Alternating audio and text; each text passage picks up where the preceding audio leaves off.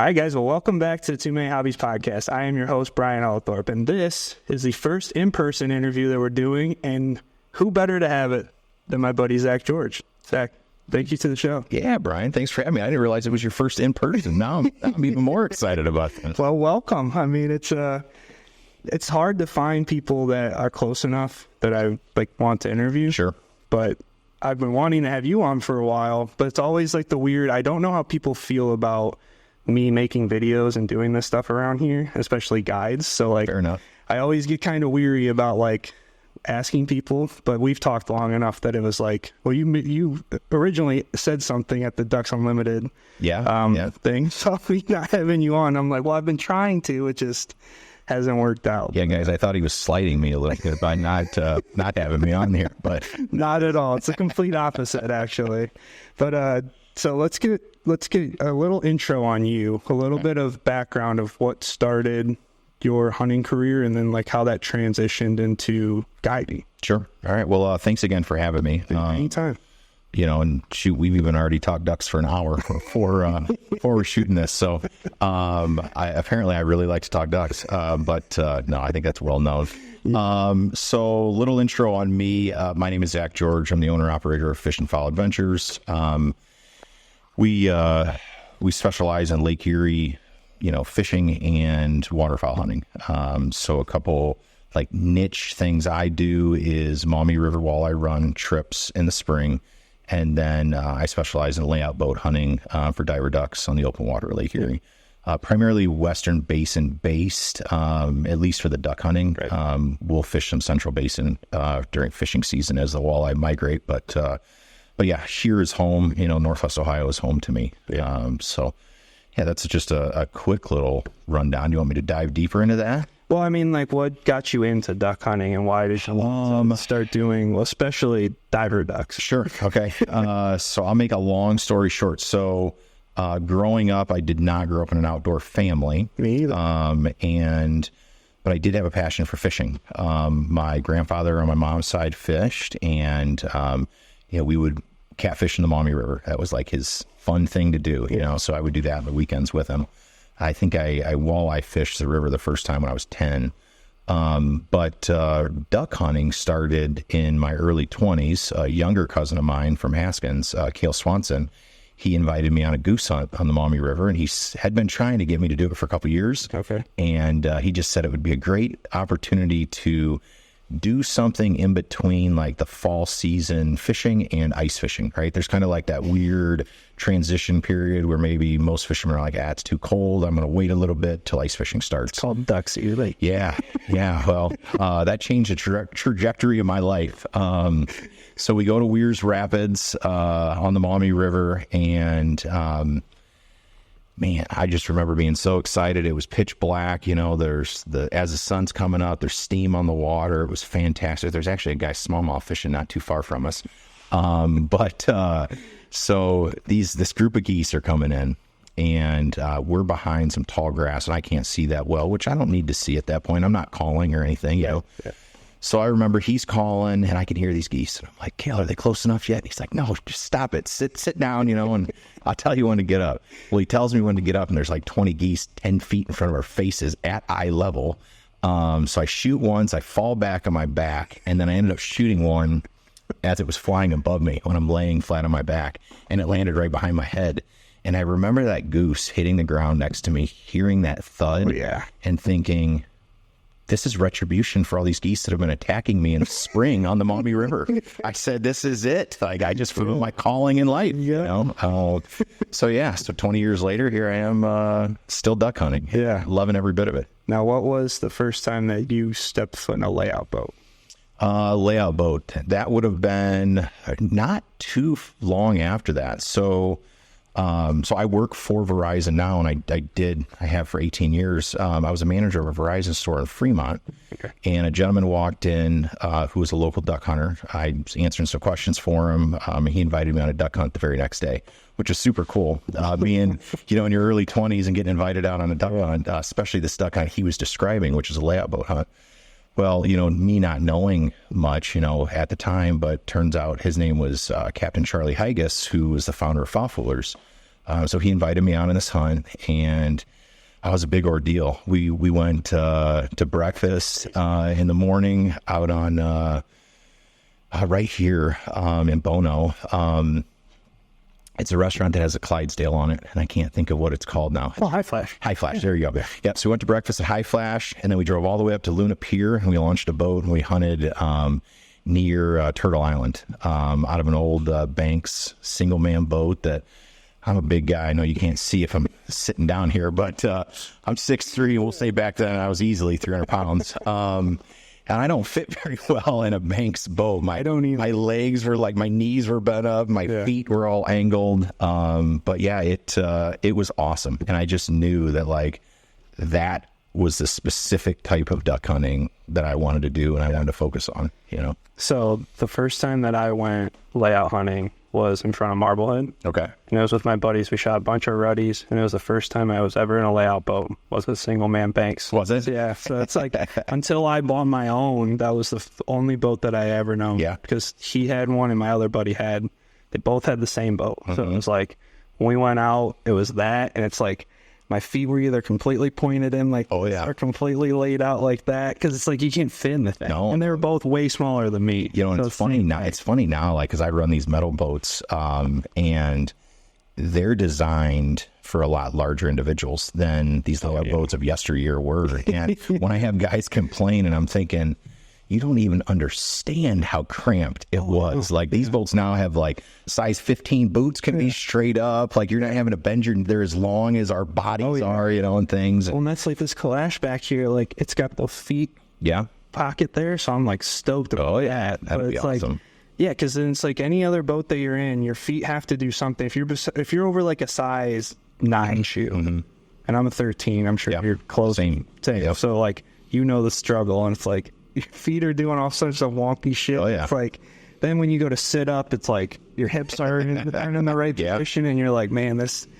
sucks. But that's a crazy story, especially with it being a local foul foolers, local. And like that guy being like, hey, come do this. Like, that's not very common. I was lucky, you know, actually, within a year of that, then I hunted down in Arkansas with Charlie, and he really just showed me the ropes of our area, and then in other places throughout the country, which is pretty awesome. And it definitely, as you know now, what the addiction I have to handmade foam decoys, all, you know, primarily Northwest Ohio specific ones. That's where that started. You know, was through Charlie. Well, and that's what I was going to ask too about, because you do have a lot of foul foolers. I do. So is that part of the reason? Is that like a sentimental thing almost? No, I wouldn't say it's sentimental. I just I really like the fact that that I'm doing something today that people did before me, right? And I think that it's kind of nostalgic to hunt over decoys that, you know, were made 40, 50, 60 years ago at some of these, you know, and they were made by hand in most times in a guy's garage, you know. Right. And now here I am hunting these same decoys, you know, generations later. Right. I think it's cool. I like sharing that with my clients. I like, you know, sharing a little bit of the history of our area, you know, our waterfowl heritage, because it's big in our area. Oh, it is. And we'll get into it a little bit later, but you're probably one of the only people that I know that still hunts like single block, full layout spreads. Yeah. Like I use long lines primarily. Well, I use long lines, but like you have so many of those blocks that's I mean, I literally have thousands of foam decoys at this point. It's crazy. Some would call it an obsession. I just call it, I enjoy it. Yeah, but it is an obsession. I mean, that's how this goes, and I think that a lot of people don't understand, like with diver ducks, there's just something different about it. There is. And like, that's what originally drew me. I mean, I started hunting in the marshes and stuff, and like, I'd hunt here and there on Sandusky Bay with my buddy's dad, and like, you get out there and it's like, oh, this is big water, and then it's like, no, the main lake is big water. But then like, to have success there, you have to have a ton of decoys to stand out, and it's like, so that addiction of decoys goes past. It's almost like people that snow goose hunt. Yeah, absolutely. I mean, you know, it's one of those things, like you got to play chess out there with the birds, and in order to get enough birds to shoot at in a day to come within a football field, which is about the size of our layout spreads, you know, when they have probably literally 1 million square miles of lake to go to, you know. So how do you get them to come to you is having decoys that are large enough for them to see at a distance and to assume that there's a buffet line of zebra mussels underneath of there, you know, for them to go eat. Some sort of vegetation for them to chew on. So when you started hunting out of this, well, hunting with Charlie and doing the layout hunting, how did that progress once you did that till you started guiding? Sure. Well, Charlie and I hunted like that for a few years, and probably after year 2, I bought my first layout boat and started doing it with my buddies as well. And I would still hunt with Charlie, you know, too. He was older in age, so I think it was nice for him to have somebody younger to kind of help him with the things. But just an awesome resource, you know. But yeah, my buddies and I, we bought our first layout boat, and you know, it's funny. I didn't even own a boat. I was just going to ask. I bought my first layout boat before I bought my first boat.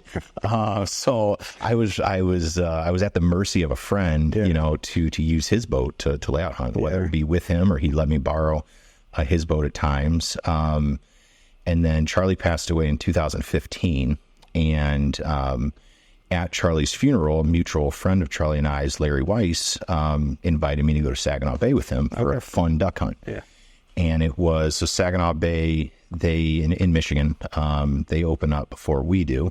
But then they also, because Michigan does a steady 58-day straight season and then a 2-day weekend later, when we're out on our splits, it's a great time to go to Michigan, because now you have a week or 2 weeks, you know, depending on the year, where you can't hunt anywhere in Northern Ohio, but you can hunt there.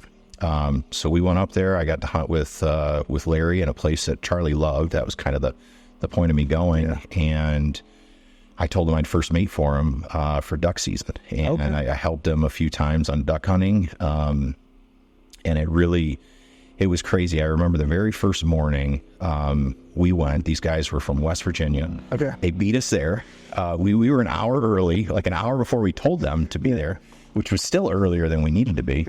And they beat us there. They were so excited. They wanted to learn everything. Like, and Larry's trying to teach me what to do in his boat and how to get everything ready. And they're listening in and trying to help too, which is cool. All day long they were excited. You know, they wanted to learn everything they could. They tipped at the end, which I didn't even really think about that. You know, I just was there to really learn. And I fell in love with it. I got my captain's license after that season, and I've been doing it ever since. Holy crap. Okay. So that was pretty quick then. Yeah. Quick turnaround on. So then that's what, 9 years now you've been doing it? Yeah, it would have been. So he passed away in the fall of 15. So I had my captain's license in 16. How hard was that? Not hard. I mean, I don't know. I'm a fairly book smart individual. But you know, I went to a class. It was funny. The instructor got mad at me because I kept asking questions. Shocking. I wanted to actually learn versus memorize, you know. But no, it was pretty easy. I mean, there's just a bunch of hoops you got to jump through, which is a hassle, you know, from taking the classes to having medical, you know, exams, which not every place can do the specific exams needed, to being part of Department of Transportation drug testing programs, and then also having to have like a Department of Transportation background check, because essentially the same license that we use on Lake Erie to run fishing charters or duck hunts or just any vessel for hire on the Great Lakes would be the same license that somebody needs to have, like a freighter on the ocean. All right. So it's not like they call it a 6-pack license because there's multiple levels. That's the base license, which I have a master's license, but the courses you take, you're learning about things that are not necessarily a thing that a charter captain for a fishing boat is going to do, right? You're learning things maybe that a captain needs to know, you know, on a cruise ship or on a freighter, you know, or something like that. That's still probably super cool to learn. I loved it. I mean, I loved it. I'm super intrigued about just boating and being outdoors and stuff like that. And I'm a learner by nature, so I was like a kid in a candy store. I mean, it's the kind of stuff that I would like I always learn different stuff about the lake and like, you know, even just boating myself recreationally, freelance, whatever you want to call it. It's like I learn stuff, I learn new rules, or I learn new like reasons why certain things are the way they are, or like even like the buoys thing when like they have nets out. Like learning that, I was like, oh, that's super cool. Like now I know that. You better know it, otherwise you're wrong. Yeah. But I mean, then that was like one of the first things that I learned like when I had my first boat, because that was the first thing I saw. I went out there and I'm like, what's that red buoy? And I was like, I'm just gonna go around that, and then like you learn about it, and it's like, but that's just learning the lake and learning all of that different stuff, especially for you as a captain. That would be really cool to like sit through a class. And it is. I mean, it's super important, I think. And I think I really wish there was some sort of in between like basic boater's education and a captain's class, because I think there's a lot of things that just a weekend boater would like to know. You know, I think there's things with sounds that vessels are supposed to make in the fog. I think there's things with rules of the road, as they call the boating rules while you're on the water. I think that stuff is something that is important, you know, for a lot of people. I think a lot of people think of boating, they think of just having fun, but the reality is that you got to be safe. You know, you got to be safe for the people on your boat, but then you also have to pay attention to the others not on your boat. You know? Well, and like, you know, who takes on who when you're coming up to each other. Like I know it because I've gotten kind of the same way. Like I got nerded out on it but I also wanted to be safe when I'm out there. Absolutely. And so like I see people do stuff and I'm like, you're not supposed to go that way. I have the right way. Like I'm taking you on. Like it makes me mad, but at the same time, it's like times too. But it's like you said, like there's really nothing unless you seek it out. There isn't like a reason for people to learn it. Yeah, you're right. Because people that go out, like if they only go out twice a year, then they're like, why would I take a class, or why would I learn all this other stuff when I'm just going out to a sandbar, drinking, and then coming back in? Exactly. But it's tough to like try to force people to do that because there really is no regulation now. But like, there would be a good thing. I would almost call it like a Great Lakes license. Yeah, I think just, you know, again, just to have some sort of in-between course, you know, I think would be cool just to have an option of charge something low, you know, and I know there's a lot of YouTube videos and different things out there now that obviously we can learn if we want, but maybe something easier to find. Cool. There's our next $1 million idea, Brian. We shouldn't have told all these people that. I can edit this out. Sorry, guys. So starting the business and like, or becoming part of Fish and Fall, I guess at the time, when you started running your own trips, what was the learning curve for that like? Because you're going from something that was recreational for you, and you were first mating, which is I'm sure it's a huge difference going from first mate to captain of your own vessel. Did you have to buy a boat? Did you already have a boat at that time? I did. The entry, I guess. Yeah, so I did.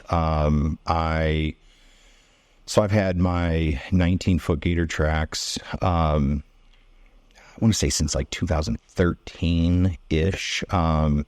And I would recreational hunt actually out of that. I use that as a layout tender, which is crazy thinking, but, you know, we would stay close to shore. And I mean, there was times maybe we're as far out as like a Turtle Island or something. That could get sketchy sometimes coming back, you know, if the wind changed on us, but really just had to use discretion, you know, at that point. But that's all I had. You know, I couldn't afford.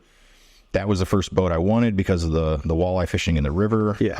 And, you know, I couldn't afford a second boat at that point. Fair enough. Then I bought a 21-foot Starcraft Mariner from Nate Dunahey, a mutual friend of ours. And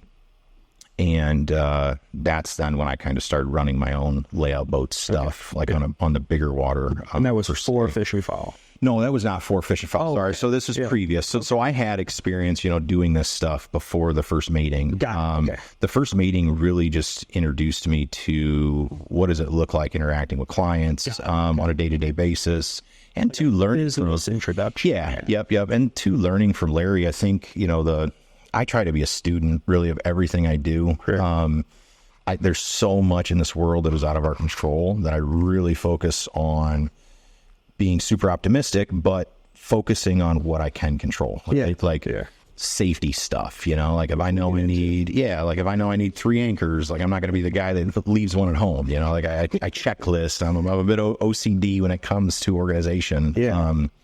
But no, so it was cool. I got to learn, from Larry on that. And then that spring, it was funny how it worked out timing wise, because the Maumee River thing started as a joke. So I never planned on doing the Maumee River thing. Growing up, I had always wanted to find some way into the outdoor industry. And as a kid, like I was a crazy kid who would wake up at like 5 in the morning, even though my brothers wouldn't wake up till like 7 to go to school, because I'm watching like 𝐦𝐤𝐤𝐤 and Bill Dance, videos on the TV. Like I just loved it, as a little kid. And I always thought like, man, when I grow up, I want to move to Florida and I want to fish, or when I retire, I want to, make money then fishing or something. Because I think growing up in the 90s, like you didn't really think about the fact you could make money doing that, so it was more like, what can I do to make money so I could do that, on the side. And then, man, I just tried to shoot competitive archery. That was my first try into the outdoor industry. Then I tried to start an outfitting business where we leased a marsh, and stuff. And then the first mating, and then joining Larry with Fish and Fall Adventures, came about after that. So that was crack 3 at it. But I'm still standing, so having fun doing it. Third time's a charm. Yeah, absolutely. That's what they say. No, I mean, it's just interesting to, like, we've had other people on the show that have jobs in the outdoor industry. It's always interesting hearing people's progression of, like, you're like me. I didn't grow up hunting. I played paintball. I did a lot of stuff outside. But my parents wouldn't let me own a firearm. I could have made paintball guns as I wanted, airsoft guns, whatever. But like I didn't buy a gun until I turned 21. And then as soon as I did, or maybe I was 18, you could buy a shotgun at 18.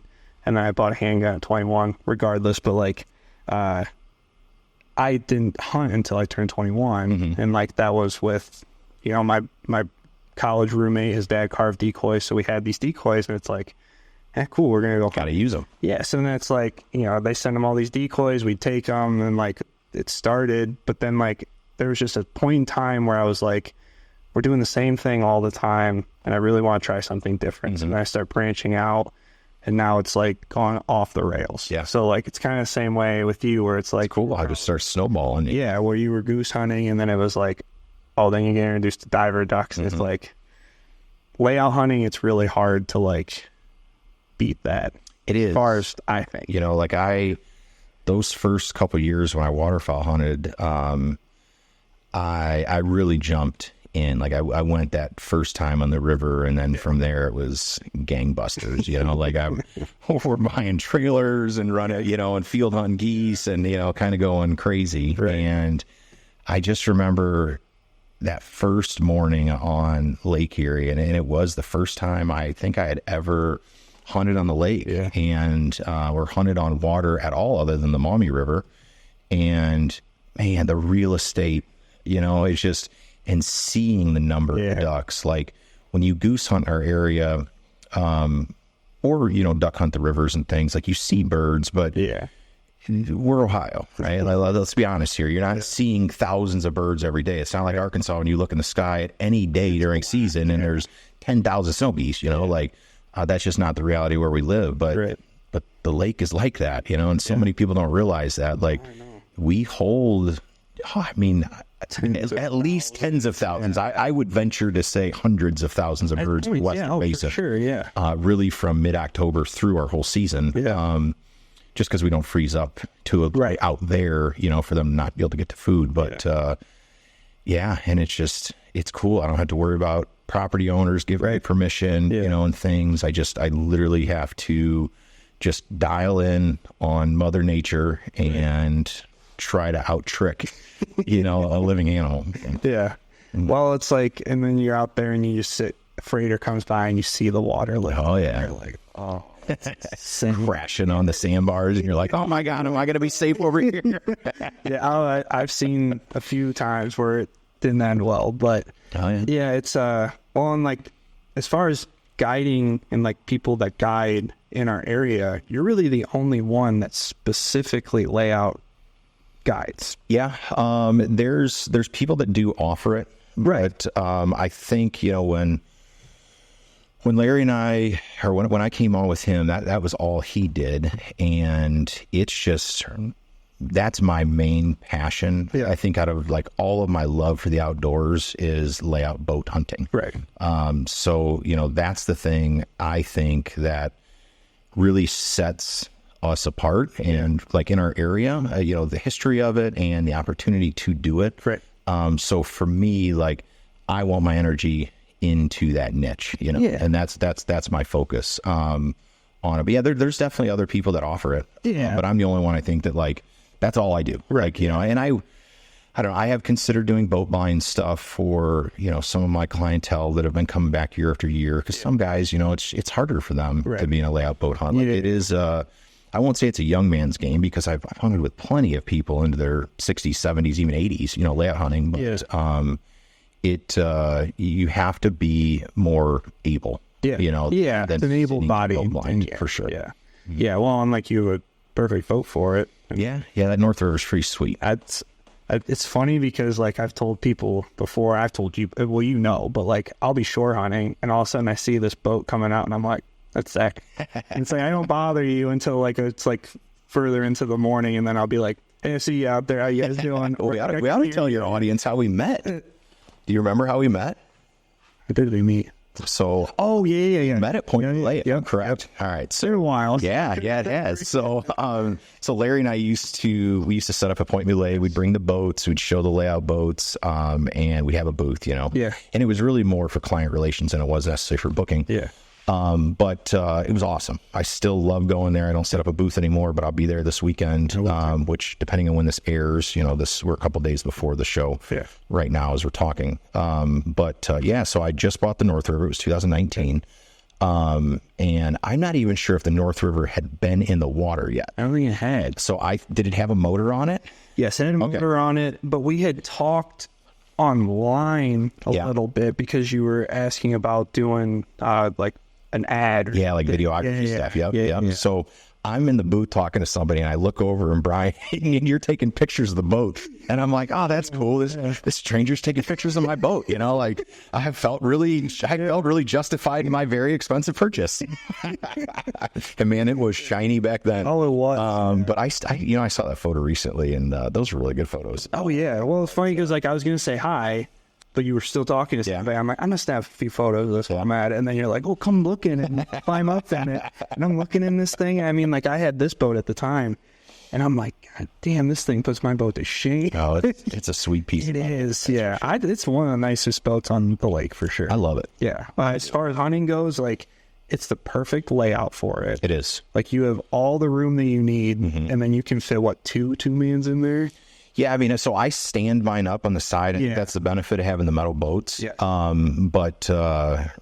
Yeah, you can fit a lot of stuff. I mean, that 25-foot boat has more foot room than anybody's 30 foot, you know, charter boat. Like this, the floor space in that boat is crazy. Yeah, it's wide. Yeah, it's just wide open. Yep. Yeah, it's like this. Yeah, it's sweet. You think you're gonna upgrade from that? You know, I don't know. I guess since I've had that Gator Tracks, I've always said I'm going to keep this boat forever. And then I bought that North River, and I'm like, oh man, I'm going to keep this thing forever too. So I think maybe there is a third boat in the future, because this boat is like the perfect layout boat, tender boat. Yeah. I had the floor plan, everything customized to exactly how I want to run my hunts, right? So my console is over on the port side, which is very different. You know, most consoles are in the center or they're on the starboard side. And that's because I like to transition my layout boat hunters on the port side of my boat. So I like to be able to lean over as I get real close to the layout boat. And there's a couple funky reasons there too. Like I do some different things than most with my anchoring systems with that. But, it's a sweet boat. Like I've had it now for 5 years, and every time I'm out, like I find something else that I like even more about it. Yeah. So, but you know, it would be nice to have a windshield in an enclosed area. You know, you get during some summer sun, you know, and it or even some rougher weather on our fishing trips. I mean, that this open boat can handle much more than I want to. And, you know, like, and I specifically designed my console so I have to stand. Like, there is no sitting in this boat for me. So, you know, you take that thing out in 4 or 5 footers, and it's a little harder on me. Like, it's super safe, you know, but it is harder on me than a boat that would have a front, you know, cabin. So, so maybe there's a metal boat with a front cabin that I'm sure my wife would love, you know, the elements in the future. But we'll see. That's down the road. Oh yeah. Well, and then there'll be another write-off, and that's how you justify it. Yeah. Okay. You still have to make that money. But I get it. I'm just trying to help you. I know. So your wife can, you know, let you get the Justifier, right? Exactly. It's a business expense, honey. Exactly. That's all it is.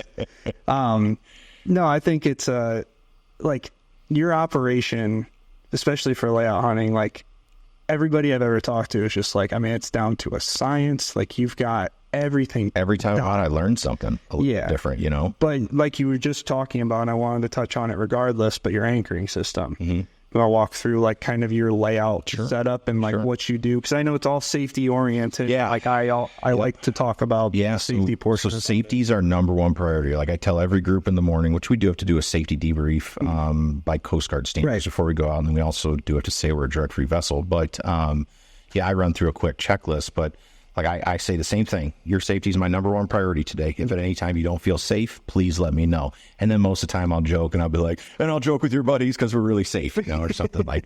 We'll all make fun of you, but no, it really is. So that the anchoring system I use, most people when they layout hunt, they'll use like a mushroom anchor on a layout boat, or they'll use maybe like a Danforth, but like a Navy one, so maybe like a 15-pound anchor, right? And the idea is that you transition from the layout boat to the tender boat fast, right? So me in the tender boat, which is a bigger boat that the captain is in, me, versus a layout boat the hunter's in, I'm never attaching to them, right? We're just simply coming over. Maybe we're hooking with a handheld hook, pulling them to us, and then people are transitioning. Well, I was talking to Jeff Coates of Pit Boss Waterfall out of the East Coast, I don't know, 10 years ago maybe, and he was saying that the system he used out on Chesapeake Bay was he actually put a large anchor on his layout boat, like the same size you would on a tender boat, and then he had a secondary line coming off of his anchor line with a crab pod and a circle, and you would hook that crab pod line, you would hook that on a cleat on your boat, and you would pull the layout boat to you, right? So now your tender boat is anchored to that anchor. And now what that does, especially with a guided experience, is what I've found is these guys want to talk to each other. They're not like jumping in and out quick. Like, you know, when you're with some experienced gunners, especially layout boat hunting, like everybody has it down to science. But when you have people that are there just for that day's experience, it's a lot more social event, you know. So this is a safety thing for sure, but it also allows me not to then swing into my decoys. I'm not having to rush my clients. Like they get the opportunity for it to be more of an enjoyable experience.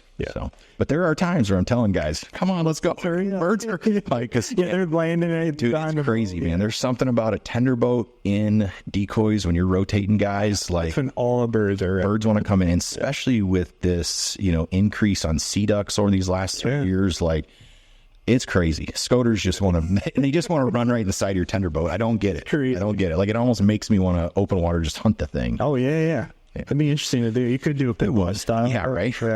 No, so you commented on something a couple of years ago about your anchoring system, and I think about it every single time I look at that layout boat. Because I want to do that, and I will probably with this new layout boat. 2 minutes going to be more important for you because then you got more people. That's exactly why I wanted to do it this one. But like, I have a 25-pound Danforth that goes on the backside, and like, just so that nothing moves, because like, then if you come up to the layout and you hold on to it, you're not dragging the boat if it's like heavy wind or something. So like, I think that the way that you do it is like perfect. I love it, you know. And so for those that don't understand exactly how a layout boat spread is set, what you do is you go out there, you set your layout boat first. Your layout boat gets anchored, and then it drifts downstream, right? Which I know you know this.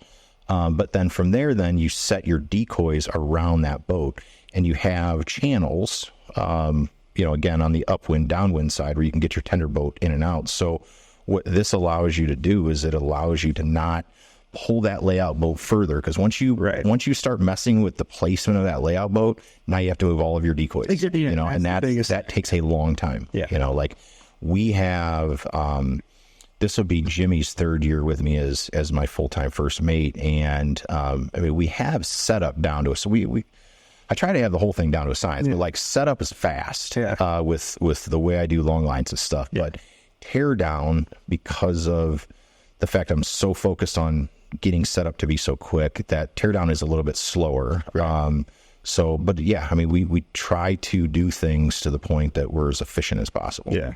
So when you're setting out decoys, how many decoys on long lines and how many singles are you generally using? So the last couple of years I've done all long lines. Okay. This year, I don't know. I got a couple things up my sleeve, I think. I heard a podcast, Ramsey Russell podcast the other day that made me start, and I don't know, made the hamster wheel start churning a little bit on this open water decoy spreads. But so typically I'm running 8 dozen decoys. So I'm running 96 decoys. Now that doesn't mean I'm necessarily going to set them all out, but that's what I have in the boat. Mm-hmm. And then I do have spinning wing decoys that are separate from that. But usually I'm a dozen a line. I'll run next to my layout boat on both sides, the left and the right. I'm running my largest decoys, which those are, they're goose bodies, really is what those are. So those are foul fuller goose bodies that were burlapped and painted to be divers. Okay. And the idea with that is that's a really large size decoy, so the shadows and things kind of hide the layout boat a little bit better. And then everything else is still a Magnum decoy. But then those, I just change the design of from there, and species change and things too. But that's usually what I like. I like my 24 big decoys surrounding that layout boat, and then everything else is spread. Now, most hunters are right-handed, so a swing to the left is easier. So the bulk of your spread is to the port side or the left side of the layout boat. But you do always want to have a little bit of decoys on your non-dominant side, because that helps break out it helps break up that side if birds come in from that way. Also too, as the sun changes and different things, like it just adds a little bit. Plus I found mallards, for whatever reason, puddle ducks, if a puddle duck comes to an open water layout spread, it likes to hang up. And for some reason, it seems like it wants to hang up. It doesn't want to hang up over top the full spread. It wants to hang up on your weak side. So usually I'll put my mallards on the very back starboard side, like behind the layout boat. So my guys have an ability to like point straight up in the belly, as they're above them. So that's super cool. Yeah. So I don't mind sharing the secrets of the trade with people. Yeah. Well, I think it's different because most of the people that'll listen to this are interested in diver ducks, and it's kind of like the whole basis of this podcast and the YouTube channel and stuff. But either people already know, or they're just interested but not gonna it's totally a foreign language to it. Yeah, exactly. Yeah. So it's but I think that there's a lot of people that have come with you that they appreciate the time and the effort, the money that you've spent into it, and they don't have the interest in spending that kind of time and money to have their own setup. Do you find that a lot of the people that are coming with you, returning people, are that same way, where it's they want the experience, they enjoy the experience with you, and they don't feel like they want to either they live far away and they're coming up here for it, or they just it's a couple time trip? Yeah. I think honestly it's a big mix. There's guys that hunt with me that have far superior equipment than me that, live a couple hours away, that I think they just do it to get away. I'll tell you, in my position, if I'm traveling, I'm paying someone else to take me hunting, because I love not having to use my own equipment and to let some other guy hold the responsibility card for the day. So I do have a lot of people that don't have, they don't have everything because it is very equipment intensive, especially to lay out boat hunt. And more than equipment intensive, there's a requirement of experienced individuals. Like you need to have at least 2 experienced individuals in a layout crew. Yeah. Ideally, you have 3 people, and that's if you're hunting a single man boat. If you're hunting a double man boat, ideally you have 4 people because really you always want 2 experienced people in your tender boat at all times. Yeah. But I mean, I have first mates now that are previous first mates that run their own guide services. I have, clients that now run their own guide services. And I haven't been doing this for that long.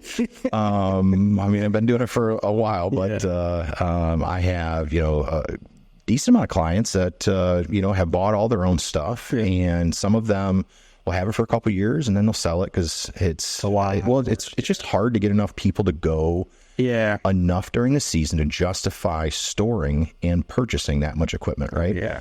You got to spend a lot of money, but then you have to have a lot of space to store the stuff. So if you can only use it a time or 2 a season, it's just hard to justify. Yeah. Well, and I always wondered too about people that do that are returning clients every year. They book, they go, and then as soon as they get back to the ramp, they book again. It's I think that it's a lot of people that they want that experience and they want to do especially layout hunting. Yeah. There's a lot that goes into it. Absolutely. And, some people just kind of get out of it and they're like, well, I go on 2 trips a year. And then they just, instead of buying their own stuff, they're like, I'll just spend the money on a guide.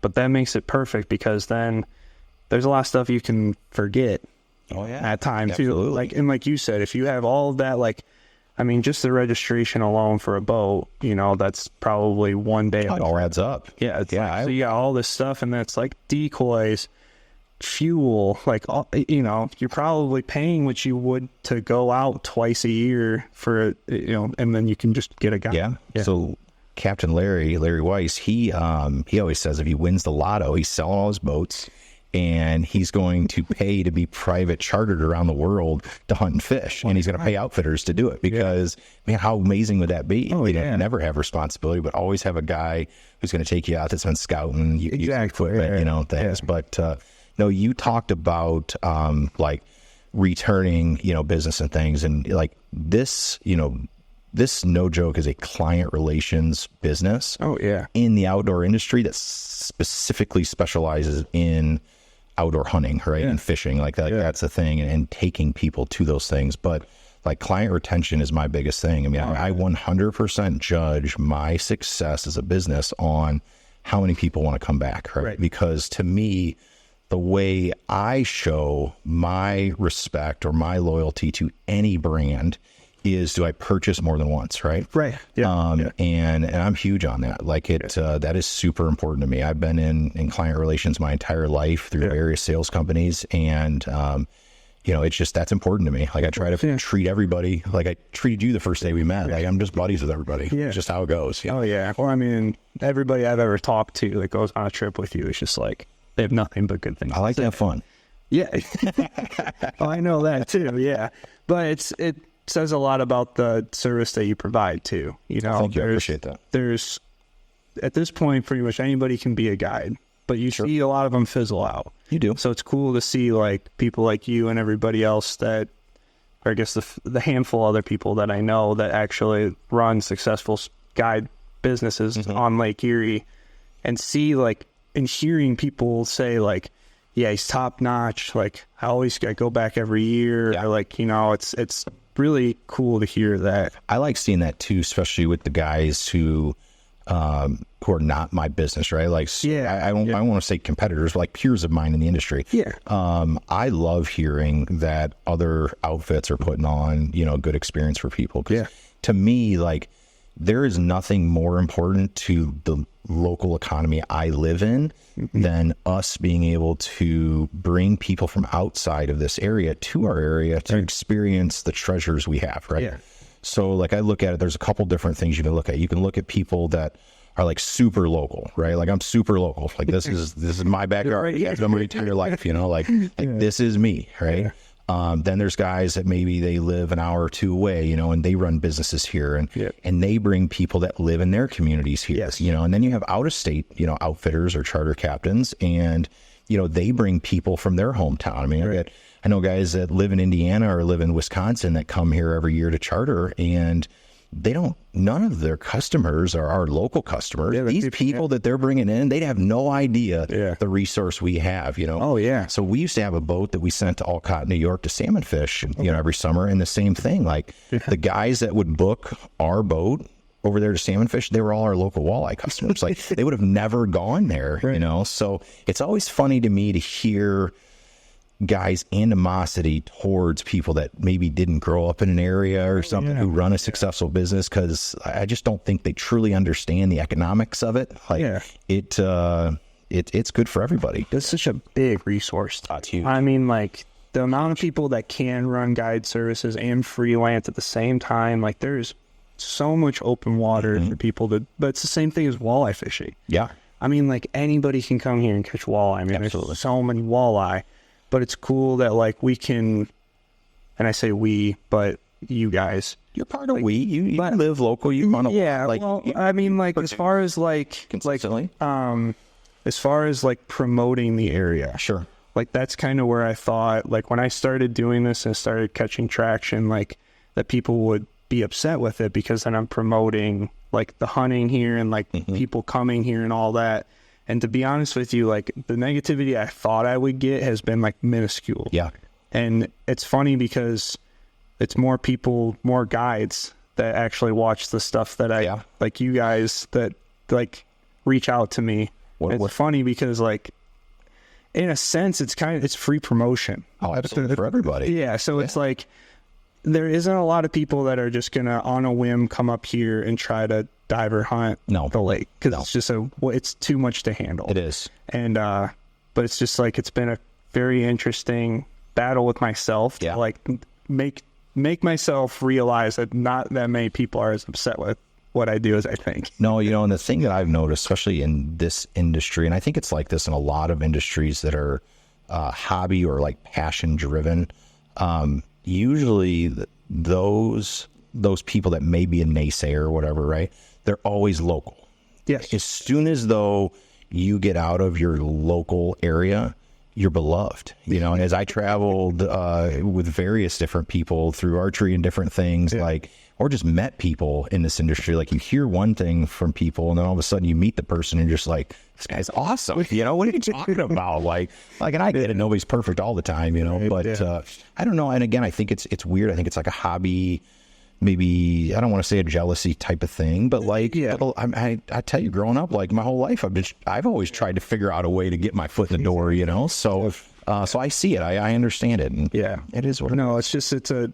I think that the area itself is just such a cool area and there's so much to do. It is. That it's hard not to try to promote this. I mean, like, especially you've seen it because you can make money and you can show people these experiences, hunting and fishing. And you can do it all year long. There's something to do all year long. I mean, we literally are a year-round outdoorsman's paradise if you're willing to be flexible and to take advantage of different things, right? Like maybe you can't.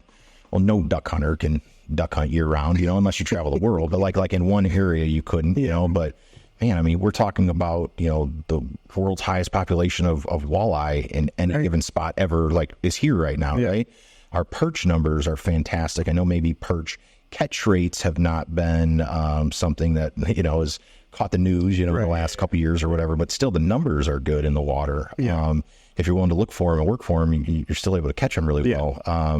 You know, our waterfowl hunting is good. It has changed, and even in I can't even say my lifetime because I haven't been observing it my entire lifetime, but we'll just say the last 20 years. You know, in the last 20 years, I've noticed some differences, you know, with it. And then you can see that like bird numbers as a continent are down, you know, overall. Some species are up, some species are down. And every year there's little jumps and things, but it's just a fluctuation is how it's going to be. I mean, like I love the fact that this show is called Too Many Hobbies, because that's me. Like it does, like, you're perfect. I have 10 hobbies going on every single day of the year, and every month those 10 hobbies are different 10 hobbies. They just are. So just how it goes. Yeah. Well, and like with you too, it's like a lot of people will offer, for walleye fishing at least, main lake. Yeah. Walleye. Yep. But you are pretty much the only one that offers like a yearly walleye run in the Maumee River. Yeah.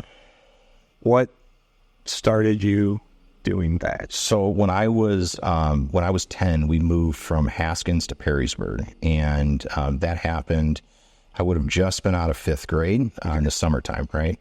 I, previous to that, had lived out in the country, and we had a woods in the backyard, and then a neighbor had a pond behind that. So I was used to being outdoors. Well, then when I moved to downtown Perrysburg, there's no outdoors, right? So Where's the close? Yeah. So the outdoors to me was I walk a block and I go to the Maumee River. Yeah. Well, in the 90s, a parent was okay with a 10-year-old being gone dark to dark. Like it was just a reality. Like, we didn't have cell phones because you didn't need them. People just didn't think about that, and Perrysburg's a really safe place, too. Yeah. But that was me. Like I just explored. I just walked around, and back then it was catfishing. That was the primary thing, because that's really what I knew.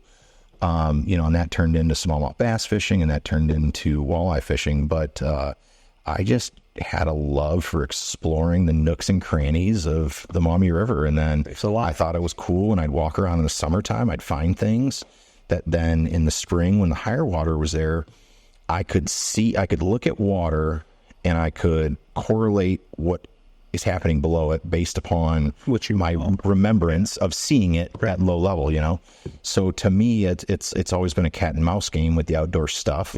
And I just try to think of, all right, where's that fish hiding, type of thing. So like that transitioned into me walleye fishing, and I loved it. I remember being in high school, like I fished that river but before I got out of college age, I bet I fished that Maumee River more than any 100-year-old ever.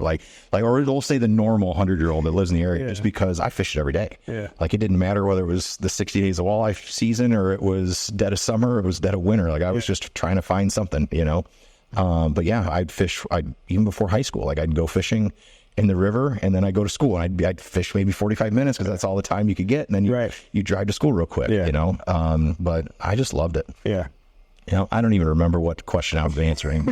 I get really excited about this stuff. It was just from so with all of that, then what transitioned you into guiding the river? So I told you the walleye thing was a joke, right? So I'm sitting in captain's class, and I'm talking to Larry, and he's like, I think this Maumee River thing would be popular. You ought to see if, you can drum up any business. Yeah. So I made a Facebook post, and this was February, so the walleye run really starts after, we'll say, St. Patrick's Day through the end of April is kind of the prime season. And 10 people wanted to pay us money to take them fishing. Well, I had the gator tracks, but I didn't have my captain's license. And Larry had never fished a river. He's from Sheffield Lake, Lorraine area. Yeah. So I was like, dude, you're going to have to come on the boat with me. I don't know, I need a these guys want to pay, so let's take them out, and hopefully my license comes before. And it was funny, I'm in the class, and the instructor's getting mad at me because I've already done the physical. I've already got my Department of Transportation background check. And he's like, you're supposed to wait till you pass. And I'm like, well, I'm going to pass this anyway. I don't have time. Yeah, I'm going to pass this anyways. Don't you worry about your tests. But I got to get this stuff lined up. So I did. I ran half that first run with Larry on the boat, which is so funny because I'm teaching him how to fish it too. Telling the clients, I'm like, yeah, this is my first mate. I'm teaching him the ropes, little did they know he's a previous professional fisherman and all this stuff. But yeah, that's when it started, man. And the crazy thing is that year, I think I ran, 12 fishing trips, which is insane for a couple Facebook posts and me just kind of joking around on it, to, I think I've retained 80% of those people, that come back every single year. And now, because I have such a short window, I run trips for 5 weeks. That is the only trips I'm willing to book a year in advance on that river, right? And some of those trips now I have to transition to the lake. Now, before before I had is the experience on the lake, when I kind of first started and before I had the North River, like I didn't really like to take people out fishing on StarCraft. Yeah. But so that we would just cancel. Like if the river was not good enough, like I'm not going to take your money. In our industry, we call that fishing for dollars. And I'm not going to fish for dollars. Like I'm fishing for fish, and so is my client.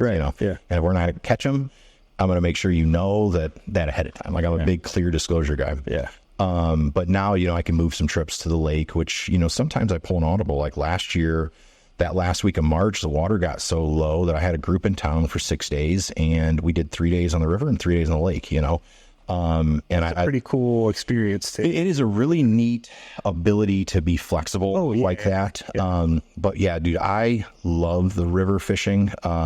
And I'm probably never stop running those trips. Like even if I stop everything else, like I'll probably still always run those river trips. I am a professional knot tire during that time of the season. So if you haven't fished the river, we're fishing like waist deep water. It's all rocks. You're losing lures every 4 casts, something like that. So I'm always tying knots, but I love it.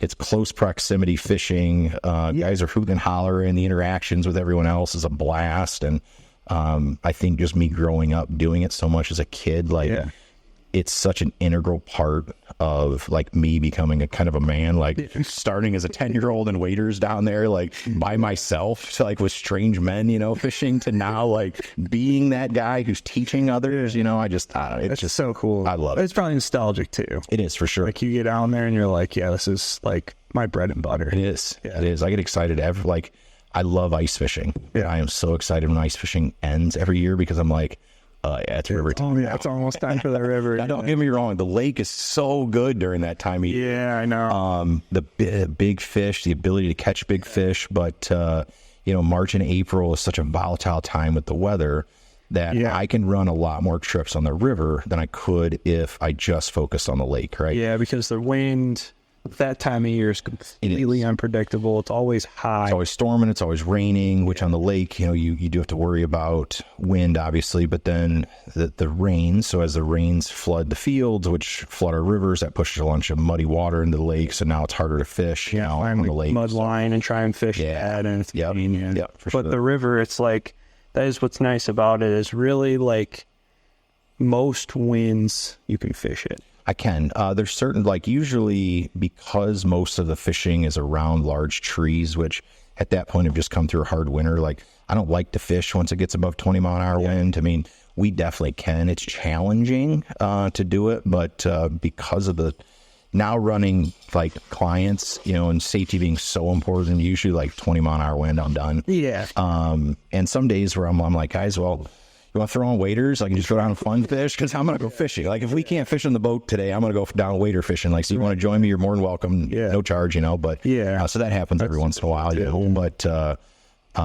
But yeah, it's a neat time, neat place we live in. Well, it's cool too because I mean, you've been on the news how many times for it? Yeah. And it's like it's a very, in this area, it's like one of the biggest outdoor events, essentially. It is. It's huge. I mean, tens of thousands of people, come to our area from not only all over our country, but from all over the world, right? To do so. And I've had multiple European clients, come here, which is, it's just cool. Like to be somebody who grew up here, like that to me is so cool. And the news thing, that to me was really cool too, because we had never, growing up here, like the Maumee River has always kind of been looked down upon in my eyes. So fishermen that live here, like they want to be on boats on the lake, and like if somebody fished the river, they're a river rat, type of thing, which, is what it is. But I thought it was cool when Jordan Strack reached out to me for the first time because Jordan wanted to be in the boat. So versus a news anchor in a parking lot, which if like the structure of the river, a parking lot's always above the river. So it was, in my mind, it was always like a newscaster looking down on all the fishermen. I thought this is cool to have a fisherman or to have a newscaster in the boat, like shoulder to shoulder in the fishing line. He was fishing, fishing. Yeah, exactly. So that was really cool the last couple of years. Yeah, that's been really cool. I mean, it also goes to show like they picked you, but you're really the only one that's running consistent trips on the river. So like last year last year there was a younger guy that started, maybe 2 years ago, but he's good. He's been out there this last year. He got another boat this past season, so upgraded his boat, I should say. So his name's Jared. Yeah, he's doing good. Like, I like seeing him out there. I love seeing the same people out there every day. It's fun to talk to the guys, you know, and shoot the shit. And some of these guys, you only see them for that period of time during the year. You know, I don't see them the rest of the year. So and I think there's been some other, you know, lake captains that have tried it, but I think I'm the only one that really has kind of like designed a boat and enjoys it. Yeah, perfect setup for it. It's a lot different. Like, the work is a lot different. It's you can only, you know, you got to be in a smaller boat. You have to be able to get through some really shallow water. You have to know the river really well.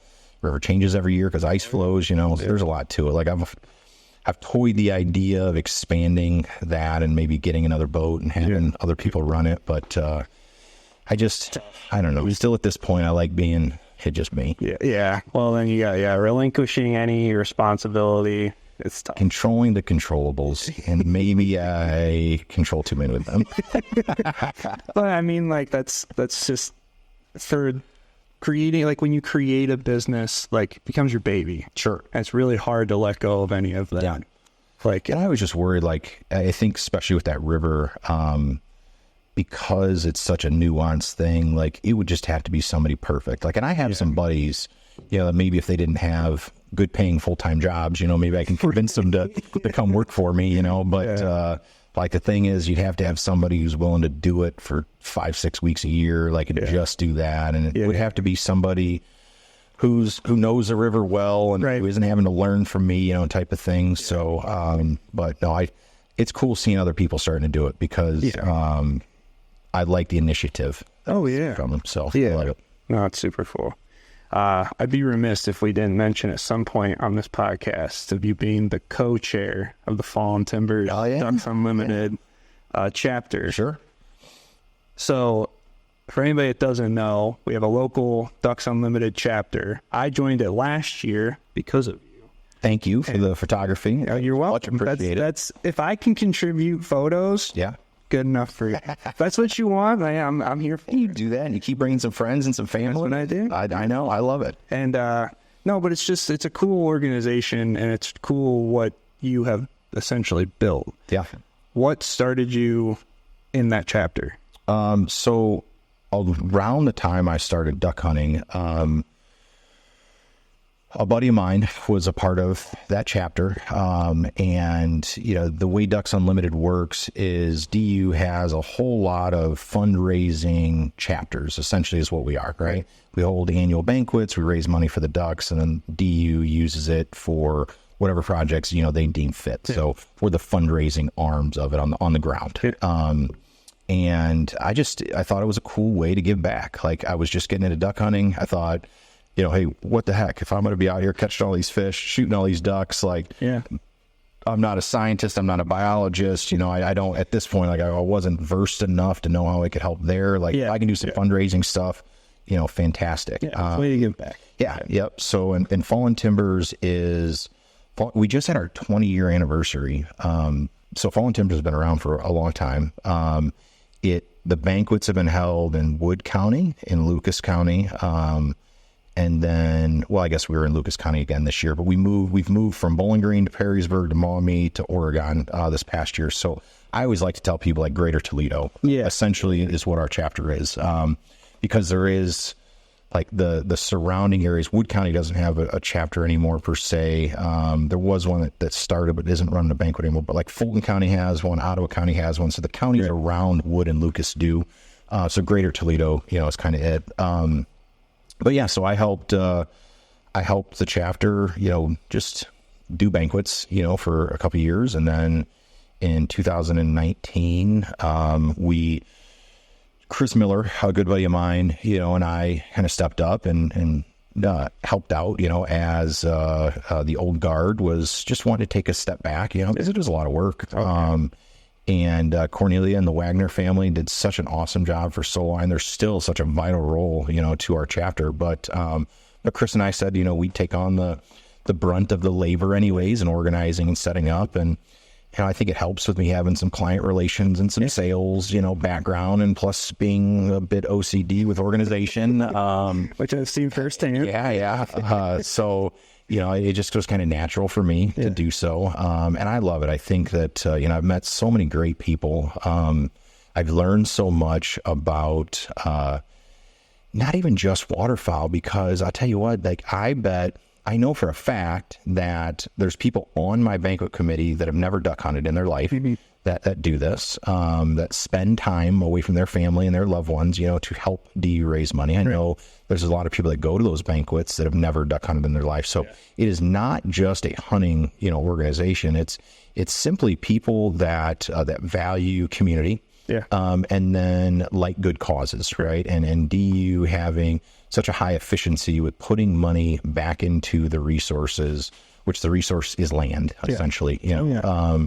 And we see so much of it in Ohio. Like it's crazy when we talk about, DU donating 5 times what the Ohio chapters raise into local projects again this year, which these numbers are going to be coming out soon. Like, it's just, that's crazy to hear, you know. And I know a lot of people, they get a little confused and a little concerned maybe when they think, wow, DU's just spending all this money in Canada or someplace I don't live, but they don't realize that almost every single project that happens in the state of Ohio that has anything to do with wetlands or any sort of conservation, DU has a hand in raising money for, right? So, like, if the DNR is going to be doing a project, they're going to be purchasing land.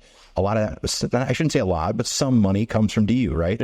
Some purchases, it's a large portion, some purchases a lower portion, but, so much effort goes into local economies. Is it perfect for everybody? No, but nothing in life is. But the reality is I say all the time, if I can raise $1, to provide better habitat for the future generations of just anybody who enjoys even looking at the outdoors, which hopefully we all do, then I'm going to do that. So I love it. Absolutely love it. It's a really good organization. And I think that, like you said, there is a lot of discrepancy about like where the money goes. Yeah, it's just knowledge. Do your research. And, that's what I learned from it, at least, was, there's always people that want to put down organizations for whatever reason, but you just need to learn what they're actually doing, where this money's going. Like you said, like when they told us this year that Ohio got 5 times the amount of money. It's like, just look around. Like, we've got so much land around us. And there's projects going on people don't even know about. Yeah, I mean, you look at like Howard Marsh, that's one of the largest restoration projects of what was tillable farmland back to wetlands, which is such a big thing. And I don't have the exact math. I don't remember exactly what the amount of species was, but like that first unit of Howard brought in, it was 100+ species of wildlife in the first 12 months just showed up there as soon as they did what they did, like species that would not have been there if that was a tilled farm field, So plus having any of these marshes be able to filter our water before it goes back to the lake, I think is huge, A, for us as humans who need to consume drinkable water, and then B, too, for the wildlife that benefits from it as well. Yeah, well, we've also got, the algae issues with the lake, and it's like, that's just another thing that can help filter. Absolutely. They've actually added, now there's a second part to that marsh, and it's like, that's cool. It's cool to see it. I mean, there's a really neat project going on in that second part right now. There's a PhD student from Virginia Tech University that is testing to see if she can grow wild celery in different places in the Ohio marshlands. Okay. Which, for those of you who don't know, we don't have wild celery anymore. We did, but before the Industrial Revolution, we did. But post-Industrial Revolution, now everything is dredged, and we're all clay essentially and muck on our shores. So we have no wild vegetation. Which is a big common, I think, miss. I think a lot of people think there's still vegetation in our lake. It's not like Lake St. Clair. Well, and it's not like the northern shore of Lake Erie, too, right? Like the Canadian waters, there's a reason all those cans sit on the North Shore, and there's a reason that they all come down after it starts to freeze up there, Like, it's just they're going to go where the food is, Exactly, But yeah, so that would be cool. Could you imagine if we can figure out a way to grow wild celery back in marshes that it's already been so important for the, the ODNR to not do flooded corn and things because they want other species, not just ducks, to benefit. So that would be awesome if we could even ramp that program. That's a really cool. I'll have to check that out because there's little boxes. So if you go to that unit, you can see. Oh, it says there's like little. No, it doesn't say anything about it, but there's little flotation pods. They also like crab pods. Oh, okay. And if you look out there, that's what are in those crab pods. Yeah, yep. That's really. So it's all separated, so they can test, those little areas. But, that's awesome. Yeah, that's neat. Yeah. No, I just wanted to touch on that part, 'cause I mean, that's something that you're very passionate. Thanks for bringing that up. I mean, that's a huge. I think it's a huge thing. I think that everybody should give back in some way in life. Like, I'm really big on that, right? Some people, the way they give back is money. Some people, the way they give back is time, right? I try to do as much time as I can. I'm not a rich person by any means, so I try to do as much time as I can. Right, yeah.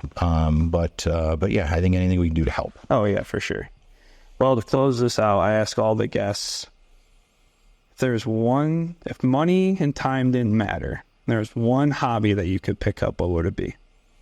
If money and time didn't matter and there was one hobby, I think it'd be really cool to be a pilot. I would love to fly. Could you imagine if you had the knowledge and the skill set to fly anywhere you wanted in the world? Oh, I know. Hunt and fish those pieces. Yeah. If you could remove that transportation barrier, how much smaller does the world become? A lot. I've seen, cool. I had a coworker that he had his pilot's license, and he had like an experimental plane.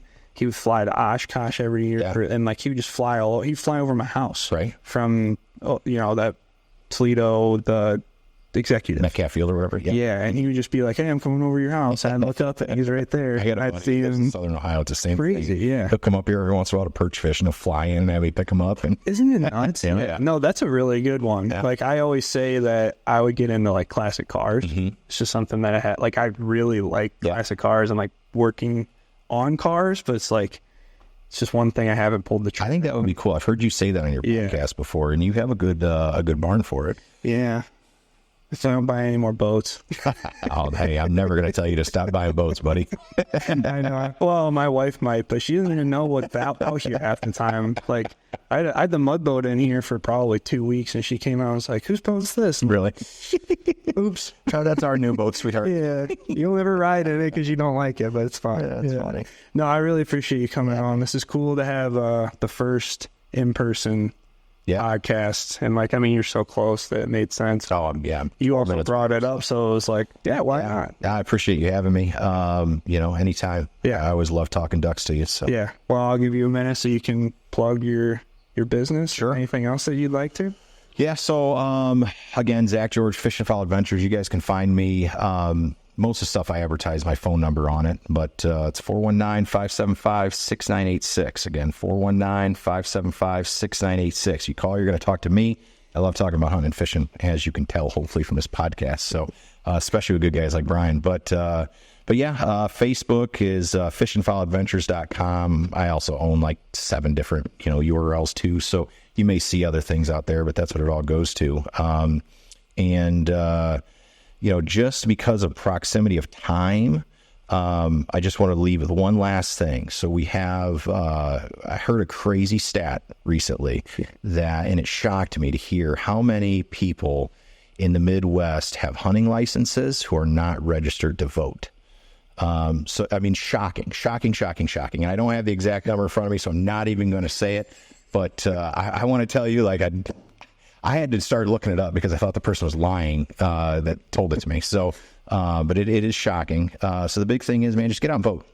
Do your due diligence. The reason that we have the ability in our country to have the freedoms is because of our Constitution, certain things in our government, and we owe it to ourselves and we owe it to our brothers and sisters to get out and do our civic duty of vote. So I won't tell you which way to vote. Just make sure you do. Oh, I appreciate the message. Thank you. Yeah, for sure. And thank you for coming on. I really appreciate it, man. Absolutely, man. Anytime. Thanks, buddy.